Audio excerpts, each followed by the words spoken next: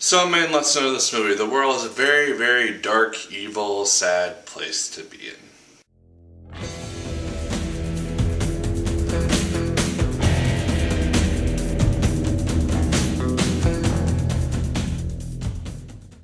Hello once again, watchers of Good Movies. My name is Nick Pell, and this is once again coming from my apartment. Today we are going to be talking about the film Sicario. I am still catching up on films from last weekend. This is the second of those films, and so I'm talking about Sicario. This film stars Emily Blunt in the main role. She plays a DEA agent who is very good at her job. She is busting down these houses and she keeps finding these corpses just within the walls, and so she gets the opportunity to try to take down the people that are basically behind this whole operation, and that is what our movie is. And she joins forces with Josh Brolin and Benicio del Toro. These are two kind of higher up agents who are trying to just rattle this whole drug trade business, and then just as the movie develops, secrets come out and we find out how dark and evil the world really is. All three actors in this film do a really nice job. I had really no issues with any performances. Benicio del Toro is probably the standout role in this film. He does a really nice job and steals pretty much every scene that he's in, whether it's just acting like a generally nice person or if he's being an arguably evil badass. You never know. But yeah, I had no issues with any of the acting in this film. I thought it was all really, really well done.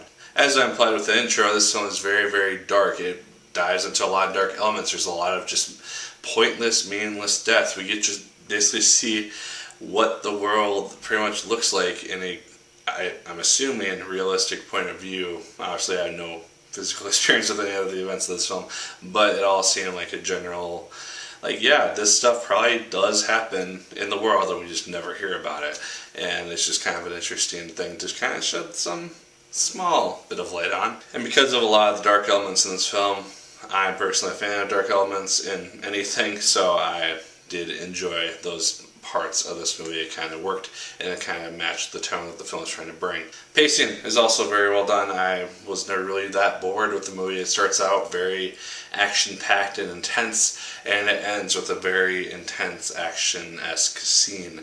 And just a lot of the stuff in the middle, everything kind of was used to push the story forward. I didn't feel like anything was really all that wasted, except for one character who just seemed to be there for kind of a, oh darn, he died type of kill moment. That was my only real issue with, like, just something that didn't really need to be there, but was. I don't know, that was something that kind of bugged me.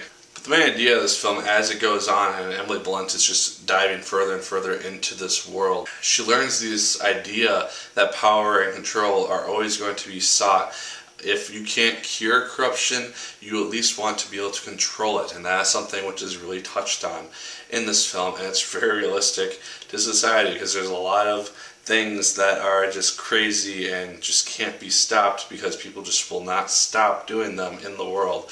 And so if you can't stop it, you may as well try to control it and maybe make a profit if you possibly can. Now, all that said, this film is very, very well made. I recognize that entirely. The actors all did a great job, and it's a very well made movie.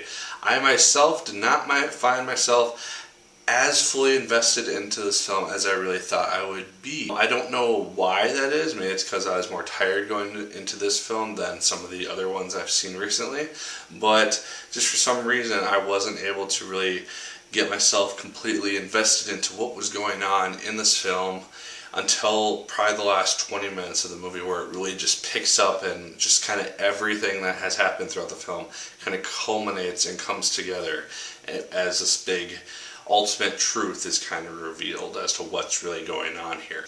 So it's not really necessarily fault on the movie's end. It was just me personally, I couldn't find myself getting as invested into this film as something like The Martian that I saw last night, or just some of the other films that I've been praising recently. But those are my thoughts on Sicario. I generally did enjoy the film. I just couldn't get as invested into it as I thought I would have been able to, but I do recognize that it is a very good film, very well made, and definitely go check it out if you are interested. It's probably one of the better films made this year, so yeah, check it out before it's gone. But those are my thoughts. Let me know yours in the comments down below. Did you like the film as much as I did? Did you hate it more than I did? Let me know. Like, favorite, comment, and subscribe. Once again, if you so choose, I appreciate it immensely. And as always, my people, my name is Nick Pell. And once again, keep on watching.